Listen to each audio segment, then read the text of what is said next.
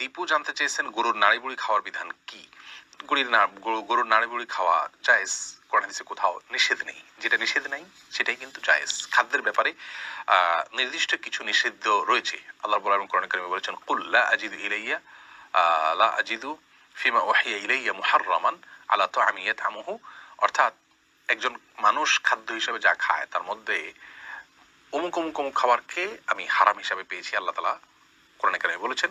এর বাইরে আর কোনোটাকে হারাম হিসাবে পাইনি। তার মানে হারাম সিলেক্টেড, এর বাইরে যা আছে সব হালাল।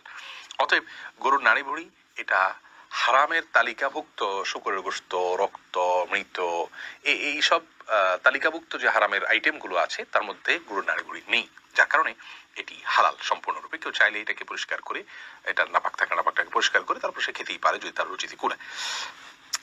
এরপরে আশরাফ আলী জানতে চান, নাপাক শরীরে কোনো কিছু ধরলে সেই জিনিসটাও কি নাপাক হয়ে যাবে? না, এরকম কোনো কথা নেই। নাপাক শরীরে কিছু ধরলেই নাপাক হয়ে যাবে এমন কোনো কথা নেই। শরীর নাপাক হলে ধরলেই নাপাক হবে না। আজহারুল ইসলাম রতন আপনি জানতেছেন, গরুর অন্ডকোষ খাওয়া কি জায়েজ আছে? জায়েজ আছে, কোনো অসুবিধা নেই।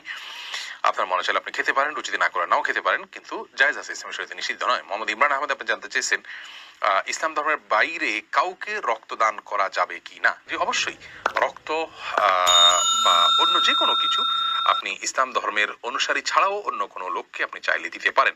এমন কোনো কথা নেই যে মুসলিম না হলে সে ব্যক্তিকে আমি দিতে পারবো না আমার রক্ত, বা শুধুমাত্র মুসলিমকে দিতে হবে, অমুসলিম বলে তাকে আমি কিছু দিতে পারবো না, এরকম কোনো কথা কোরআন এবং হাদিসের কোথাও বলা হয়নি।